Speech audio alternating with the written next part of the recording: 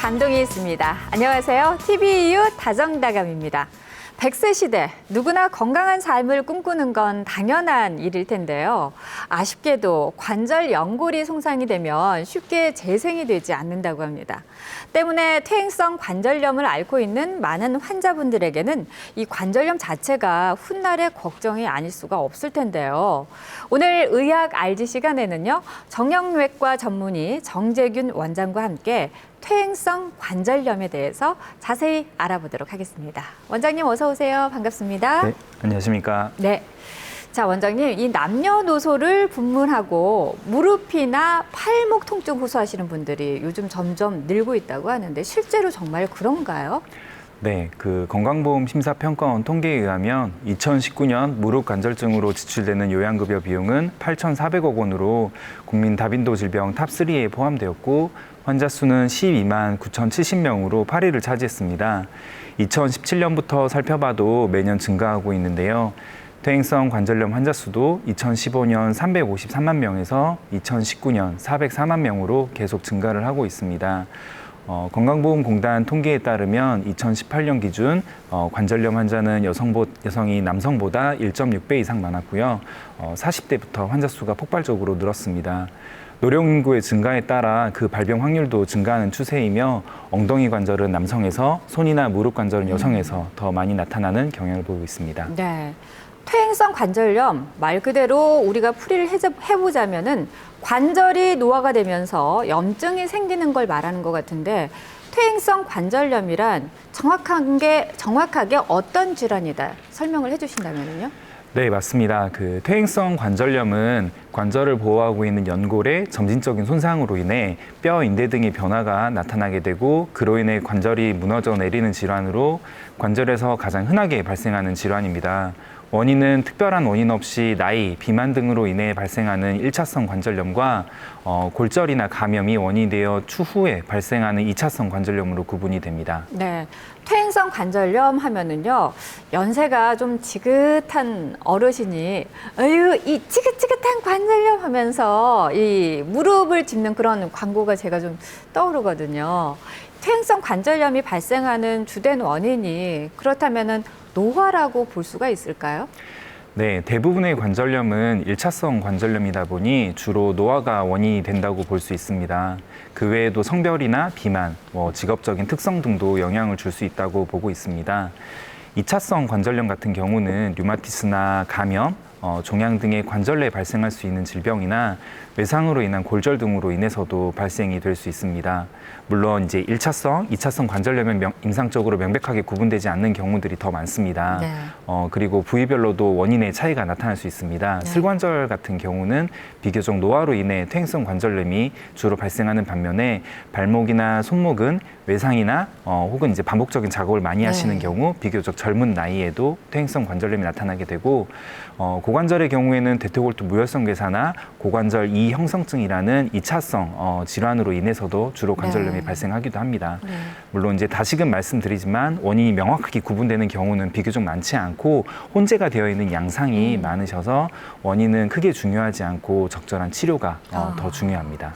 보통 이 노화뿐만 아니라 여러 가지 사고나 아니면 다른 질병의 원인으로 인해서도 이 관절염이 생길 수 있다는 말인데, 근데 제가 주변에서 들어보면은 이 퇴행성 관절염을 앓고 계시는 분들의 이 통증 자체가 콕콕 쑤신다 이런 표현을 많이 하시는데 정말 그런가요? 주로 어떤 증상을 보이면 퇴행성 관절염이라고 볼 수 있을까요? 네, 가장 흔한 증상은 관절 부위 통증입니다.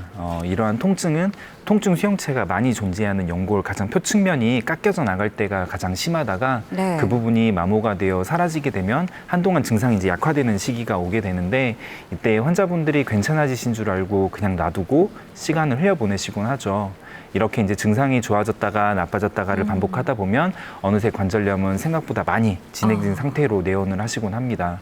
그리고 통증이 없더라도 관절 모양의 변화가 보일 경우에는 의심해 보시는 것이 좋습니다. 네. 손발에 이제 마디마디가 부어서 원래 이제 들어가던 이제 반지가 안 들어간다든지 네. 무릎 관절이 부어서 무릎 안쪽이 이제 서로 부딪힌다든지 아니면 이제 다리가 오다리 변형이 많이 되면서 네. 미용상 불편하시다든지 평소 이제 신던 신발이 이제 발이 부어가지고 안 맞는다든지 등의 모양의 변화도 나타나게 됩니다. 네, 이 관절염 하면은요, 이 퇴행성 관절염뿐만 아니라 류마티스 관절염도 제가 떠오르거든요. 이 퇴행성 관절염과 류마티스 관절염은 조금 다른 건가요?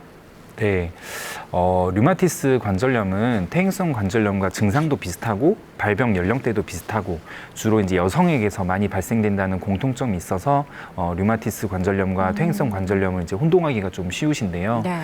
이 두 질환은 발생 원인이나 치료 그리고 예후가 확실히 다른 질환입니다.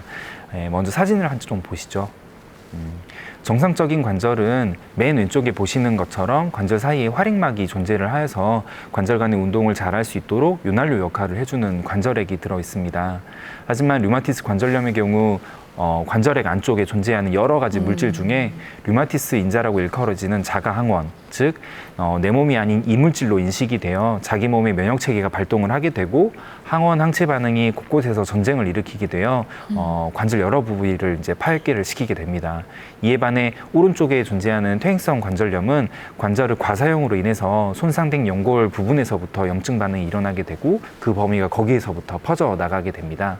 호발 연령이 그리고 류마티스 관절염의 경우 좀 더 젊고 그리고 호발 부위도 작은 관절 위주로 발생하는 데 특징인데 반해 퇴행성 관절염은 체중이 많이 실리는 고관절이나 슬관절과 같은 대관절에 호발한다는 점도 차이점입니다. 네. 그리고 양쪽 혹은 다발적으로 발생하는 류마티스보다 퇴행성 관절염은 비대칭적으로 발생을 하게 됩니다. 네, 류마티스 관절염과 퇴행성 관절염 아까 선생님께서 말씀하신 것처럼 증상이나 아니면은 이 발병 연령대가 비슷해서 비슷하게 혼돈하시는 경우가 있다고 했는데 그렇다면은 우리가 어떤 증상으로 류마티스 관절염과 퇴행성 관절염의 차이를 알 수 있을까요? 증상을 어떻게 비교해서 알 수 있을까요? 네, 류마티스 관절염은 자가 면역 질환의 일종으로 단순히 닳아져서 발생한 퇴행성 관절염과는 달리 다발성으로 증상이 나타나게 되고 단순 관절염뿐만 아니라 안구 건조증이나 입마름, 피하결절 등이 동반이 되는 경우도 있습니다. 네. 그리고 이제 주위에서 많이 들어보셨을 텐데요. 조조강직이라고 주로 아침에 손발이 이제 뻣뻣하게 굳는 증상이 시간이 지나도 쉽게 풀리지 않습니다. 이런 류마티스 관절염은 비교적 퇴행성 관절염보다 관절 파괴 속도가 더 빠른 편이어서 적절한 시기에 치료를 하시면 약물 치료만으로도 오랫동안 관절을 잘 쓰실 수 있습니다. 그리고 치료의 개념도 좀 다릅니다. 류마티스는 면역 질환이다 보니 스테로이드나 면역 억제제 등을 포함한 전신적으로 염증을 가라앉히는 치료를 하게 되고요. 퇴행성 관절염의 경우 과사용으로 인해 망가진 관절을 특정해서 치료를 하게 됩니다. 아, 그렇군요. 그런데 원장님, 이 정형외과 가면은 우리가 보통 우선 엑스레이로 검사를 하게 되잖아요. 퇴행성 관절염 같은 경우도 엑스레이 검사로 볼 수가 있을까요? 네. 관절염 진단에는 엑스레이가 가장 유용합니다. 사진에서 보시는 것처럼 관절염 초기에는 정상처럼 보일 수 있습니다. 하지만 관절염이 진행이 될수록 관절 간격이 좁아지게 되며 관절 아래 뼈의 음영이 짙어지는 경화소견이 보이거나 뼈가 툭 튀어나오는 골극 등이 이제 관찰이 되기도 하고요. 결국에는 관절이 무너져 내리게 됩니다. 하지만 초기에는 엑스레이 상에서는 정상처럼 보이지만 환자분들은 관절통과 같은 불편감을 호소하시는 분들도 많습니다. 이런 경우에는 MRI 검사를 시행해 보기도 하는데요. 네. MRI 검사는 엑스레이에서 보이지 않는 연골의 상태나 그리고 두께 그리고 이제 주변에 있는 연부 조직의 부종 등을 추가적으로 볼 수 있어서 초기 관절염의 경우 가장 유용하게 시행되는 검사이기도 합니다. 네, 이 무릎이나 엉덩이 같은 경우에도 보통 이 관절 수술 하시는 분들의 이야기를 제가 들은 적이 있는데 사실 좀 부담감이 좀 클 것 같아요. 혹시 퇴행성 관절염은 수술로만 치료가 가능한 건가요? 아니면 다른 치료 방법이 있을까요? 네, 꼭 그런 것만은 아닙니다. 증상의 스펙트럼이 다양하여서 치료 방법 또한 여러 가지로 시행을 해볼 수 있는데요. 네. 크게 이제 비수술적 치료, 즉 보존적 치료와 수술적 치료로 구분을 할 수 있습니다. 먼저 이제 보존적 치료는 약물 치료입니다. 비스테로이드성 염증 치료제, 이제 흔히들 알고 계시는 항염증약을 증상이 급성으로 발생을 했을 때 복용하셔서 염증을 이제 조절해 볼 수 있습니다. 네. 약물 치료의 경우 종류가 이제 다양하다 보니까요. 환자분들마다 본인에게 맞는 약을 잘 찾을 경우에는 초기부터 관절을 보호할 수도 있고, 그래서 효과적이기도 합니다. 그 후에 어느 정도 염증이 이제 조절이 잘 되었을 경우 생활습관 개선이나 운동 치료 등을 이제 시행을 해볼 수 있는데요. 한 자세에서 오랫동안 일을 하시는 직업이시거나 아니면 한쪽 관절만 많이 쓰시는 단방향 직업을 가지고 계시는 분들 경우 특정 관절이 반대쪽에 비해 빨리 상하게 되어서 잠깐씩 관절을 이제 쉬어가면서 생활하는 것이 필요하고요. 나이가 드시면서 근력은 자연스럽게 떨어지게 되는데 근력을 잘 유지 못할 경우에 관절에 걸리는 부담은 자연스럽게 이제 증가가 되게 됩니다. 그래서 그렇게 되면 이제 관절이 무너지는 속도가 좀 빨라지기 때문에 이제 가능하면 가벼운 산책부터 시작을 해서 근력 운동을 꾸준히 시작을 해지게 되면은 좀 더 관절을 오랫동안 사용하실 수 있습니다. 무엇보다도 비수술적인 치료 방법으로 이 퇴행성 관절염을 치료할 수 있다면 가장 좋겠지만은 그래도 어쩔 수 없이 수술을 해야 하는 경우도 있을 텐데 그러면은 어떤 증상일 때 어떻게 수술이 진행이 되는 건가요? 네. 수술적 치료는 딱 어떤 증상이 있을 때 치료를 한다기보다는 보통 이제 방금 말씀드린 것처럼 보존적 치료를 시행했음에도 불구하고 증상이 지속적으로 나타나거나 아니면 악화가 되는 경우 이제 고려를 해볼 수 있게 됩니다. 수술 역시 이제 여러 가지 방법이 있는데요. 많이들 불편해하시는 무릎 관절을 이제 예로 들어보겠습니다. 가장 많이 시행되는 수술은 관절경 치료, 즉 내시경 치료입니다. 의학의 발달로 인해서 최근에는 최소절개 후에 내시경을 통해 관절 안쪽의 구조물들을 직접 보면서 손상 부위를 치료하게 되는데요. 주로 반월상 연골 파열 부분에 대해서 부분 절제술이나 그리고 봉합을 한다든지 혹은 이제 손상된 연골 부위에 대해서 줄기세포 치환술이나 아니면 미세 천공술들을 이제 시행을 하게 되는데 이런 것들은 이제 회복 기간이 이제 좀 짧아서 많이들 시행을 하고 있는 방법입니다. 그 외에 다리가 O자 다리로 이제 휘어지는 경우 절골술을 시행을 해보기도 하고요. 그렇게 해서 이제 젊었을 적 일자 다리로 만들어주는 수술도 시행을 하게 되며 요즘에는 이제 수술적 치료에도 이제 반응이 없거나 관절이 이미 많이 망가진 경우에는 인공관절 치환술도 이제 시행을 하고 있습니다. 최근에는 이 우리가 새로운 관절이라고 하죠. 이 인공관절 수술을 하시는 분들이 주위에서 참 많아지셨더라고요. 인공관절에 대해서도 자세한 설명을 부탁드리겠습니다. 네. 방금 말씀드렸듯이 여러 가지 수술적 치료를 시행했음에도 불구하고 증상이 지속되거나 이제 혹은 악화가 될 경우에는 이제 인공관절 치환술을 고려해 볼 수 있게 되는데요.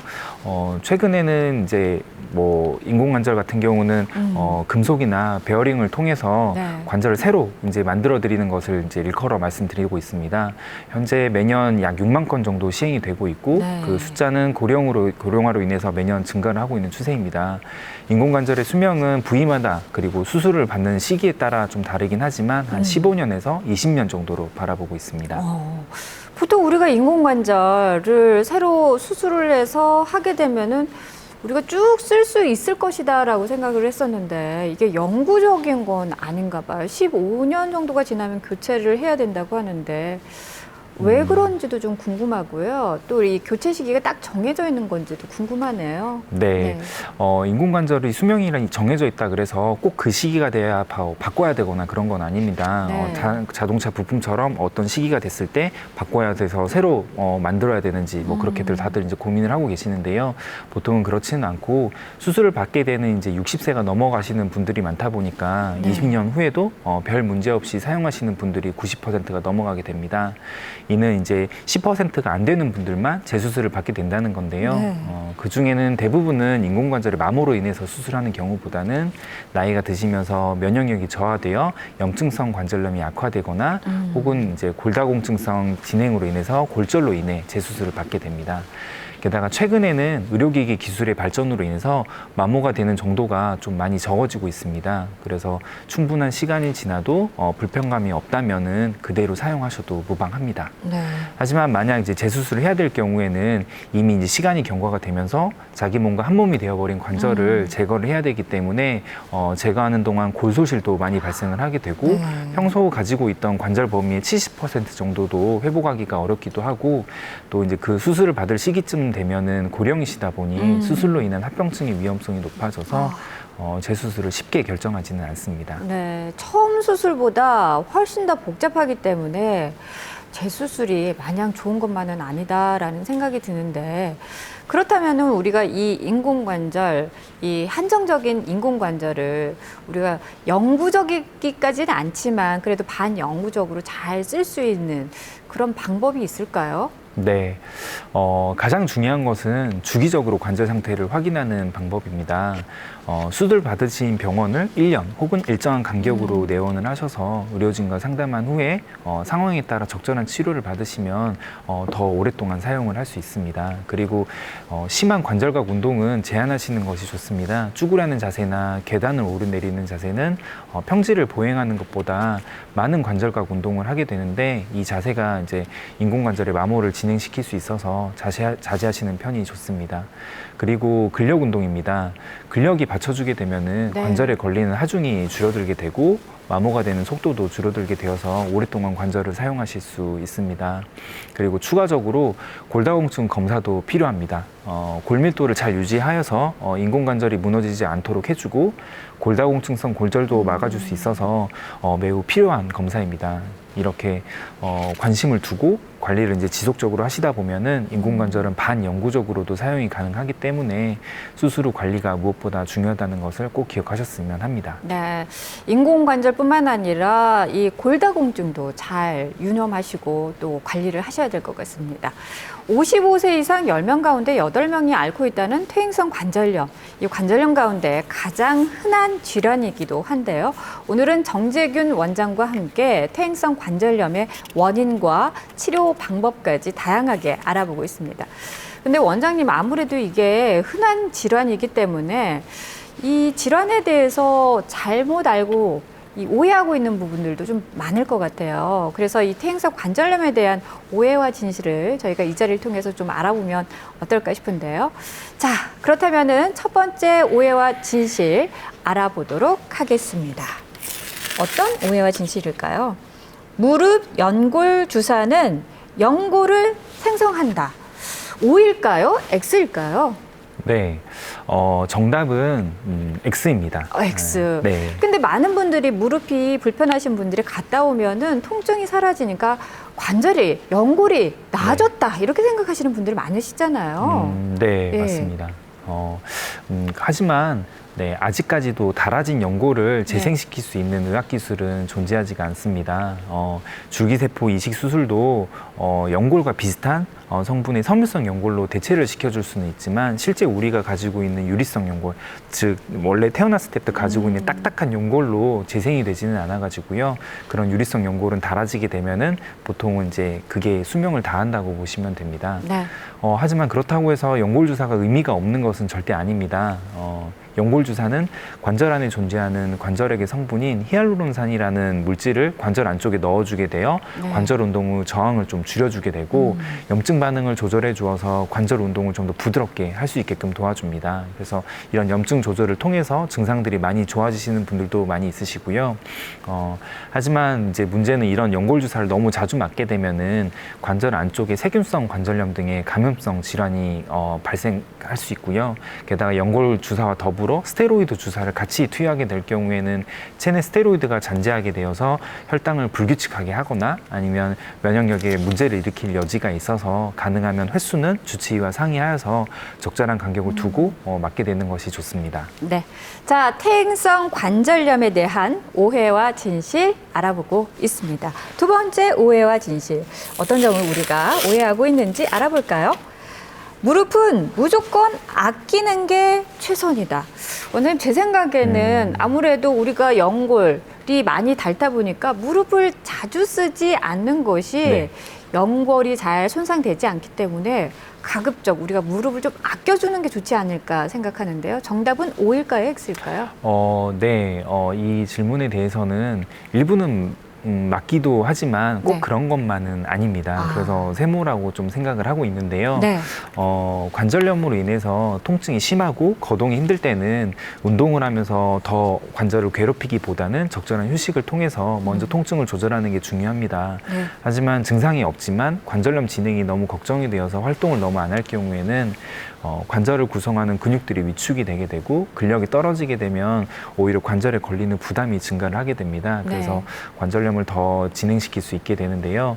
게다가 또 근력마저 떨어지는 것과 더불어 골다공증의 진행 위험성도 높아지게 되어서 상황이 악화될 수 있으니 가능하면 적절한 운동은 오히려 관절의 건강에 도움을 줄 수 있다고 생각을 하고 있습니다. 네, 관절에 무리가 가지 않으면서 이 관절 주위에 있는 근육들을 더욱더 이 강화시킬 수 있는 그런 운동은 꼭 필요하다는 말씀이신 것 같습니다.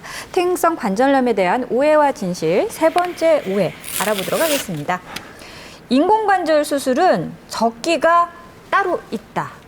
사실 원장님, 저희 부모님도 어머님도 이 관절이 불편하셔서 치료를 받고 있기는 하지만 인공관절 수술을 선뜻하기가 좀 고민이 되기도 하거든요. 정말 인공관절 수술은 빠르면 빠를수록 좋을까요? 아니면 이 늦추면 늦출수록 좋을까요? 어떤 적기가 따로 있는 건가요? 네, 이 질문은 정답은 O로 하겠습니다. 적기가 따로 있다는 말씀이시네요. 네, 맞습니다. 네, 무릎 관절염 증상이 악화되어서 보존적 치료를 계속적으로 했음에도 불구하고 반응이 없거나 증상이 좀 심해지시는 분들이 있습니다. 이제 그럴 경우에는 수술적 치료를 고려해 보시는 게 가장 좋긴 합니다. 하지만 이제 그 시기를 자가로 체크하기는 생각보다 쉽지 않은데요. 관절통이나 보행 불편감, 관절 구축과 같은 자각 증상도 중요하지만 관절의 오다리 변형과 같은 역학적 축의 변화도 수술 시기를 결정하는 데 중요한 요소가 되기도 합니다. 그래서 관절의 상태를 항상 주기적으로 체크해 보는 것은 상당히 중요하고 앞으로의 관절 건강을 오래 유지하는 데도 도움이 되기 때문에 주기적으로 의료기관을 방문하셔서 지금 상태에 대해서 한번 의료진과 한번 상의를 한번 해보시고요. 어떠한 치료가 필요한지는 계속적으로 한번 탐문해 보시는 게 좋으실 것 같긴 합니다. 네. 자, 그렇다면 마지막 오해와 진실 알아보도록 하겠습니다. 관절염 약은 내성이 있다. 우리가 보통 약을 장기 복용하면은 이게 내성이 생기면 어떡하지 이런 고민도 되기도 하는데 관절염 약도 이렇게 고민을 하시는 내용들이 있으시가 본데요. 정답은 O일까요? X일까요? 네, 정답은 X입니다. 네. 예전에는 관절염 약에 스테로이드 계열의 약들이 많이 포함이 돼 있어서 통증을 줄이기 위해 해가 갈수록 약의 용량을 늘리는 경우가 있었습니다. 하지만 이제는 의학의 발전으로 인해서 최근에는 스테로이드 계열의 약들은 정말 특별한 경우가 아니면 처방을 하지가 않습니다. 그렇게 내성에 대한 걱정은 별로 안 하셔도 됩니다.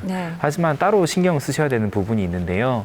관절염 약을 장기간으로 복용을 하시게 된다면 위장 간의 부담이 증가를 하게 됩니다. 그래서 이제 속이 쓰리시다든지 아니면 가슴이 타오른다든지 가슴이 답답하다 등의 이제 증상을 나타낼 수가 있게 되는데요. 그런 증상을 좀 이렇게 유발시키기도 하고 게다가 또 약이 분해가 되는 간, 콩팥 등의 기능도 문제를 일으킬 수가 있어서 증상에 맞게 약물의 종류나 그리고 약 처방 기간을 주치의와 상의해서 조절해 보시는 것이 좋을 것 같습니다. 네, 오늘 정형외과 전문의 정재균 원장과 함께 퇴행성 관절염에 대해서 알아보고 있는데요. 이 원장님과 함께 이렇게 퇴행성 관절염에 대해서 얘기를 쭉 나눠보니까 사실 저희 어머님도 무릎이 이렇게 불편하시고 주위에서들 고령이 되시면 특히나 여성분들은 더 많이 그런 질환을 앓고 계신 데다가 저 같은 경우에는 또 이렇게 하이힐도 많이 신고 또 서 있기도 많이 하다 보니까 이 퇴행성 관절염을 앓을 수 있는 가능성이 좀 높아지지 않을까 이런 좀 고민이 있기도 하거든요. 이런 걸 좀 예방할 수 있다면 좋을 텐데요. 이런 예방 수칙 같은 게 있을까요, 원장님? 네. 가장 중요한 건 체중 조절과 적절한 운동이라고 생각을 합니다. 나이가 드시면서 근력이 떨어지게 되고 호르몬 체계도 바뀌게 되면서 체중이 쉽게 증가를 하게 됩니다. 그럼 당연히 관절에 걸리는 부담은 늘어나게 되고 관절통이 있을 경우 활동도 줄어들게 되어 다시 체중을 늘리게 되는 악순환에 빠질 수가 있으니 미리 식이 조절을 통해서 체중 조절에 조금 더 신경을 써주시면 좋겠습니다. 그리고 근력 저하는 관절에 걸리는 부담을 증가시키게 되어서 관절의 마모를 빨리 진행시킬 수 있다 보니 체중이 이제 비교적 덜 실리는 실내 자전거나 아쿠아로빅과 같은 물속에서 하는 운동들을 시작을 해보시고 점점 운동량을 늘려나가면서 가벼운 산책 등과 같이 운동을 조금 주기적으로 해보시는 것이 가장 좋을 것 같습니다. 네, 자 오늘 퇴행성 관절염을 앓고 계신 분들 그리고 그걸로 인해서 걱정되시는 분들에게 참 도움되는 말씀 많이 해주셨는데 마지막으로 오늘 이 자리를 통해서 좋은 말씀 해주시면 좋을 것 같아요. 네, 요즘 코로나 시국으로 인해서 실내 활동이 늘면서 관절 건강도 많이 나빠진다고 병원을 내원하시는 분들이 늘어나고 있습니다. 그렇다 보니까 이런 것 때문에 좀 불편해하시고 궁금해하시는 분들도 많으시는데요. 아무쪼록 건강을 잘 챙기셔서 이 시기를 잘 이겨내셨으면 합니다. 그리고 관절염은 초기부터 관리를 잘 하시면 오랫동안 잘 사용할 수 있습니다. 그래서 증상이 조금 있다거나 불편감이 있다든지 아니면 그냥 간단하게 궁금한 점이 있으시면은 주변 의료기관을 방문하셔서 꼭 관절 건강을 오래오래 유지하셨으면 합니다. 네, 오늘은 퇴행성 관절염에 대해서 정형외과 전문의 정재균 원장과 함께 이야기 나눠봤습니다. 오늘 나와주셔서 고맙습니다. 네, 감사합니다. 자, 다음 주 이 시간 의학 알지에서는요, 삶의 질을 좌우하는 질환이죠. 수면 장애에 대해서 알아보는 시간 갖도록 하겠습니다. 궁금하신 점은요, 저희 다정다감 홈페이지 시청자 게시판에 올려주시거나 또 아래 번호로 연락 주시면은 저희가 자세하게 답변해드리도록 하겠습니다. 오늘 저희가 준비한 소식 여기까지입니다. 함께 해주신 여러분 고맙습니다. 편안한 저녁 시간 보내세요.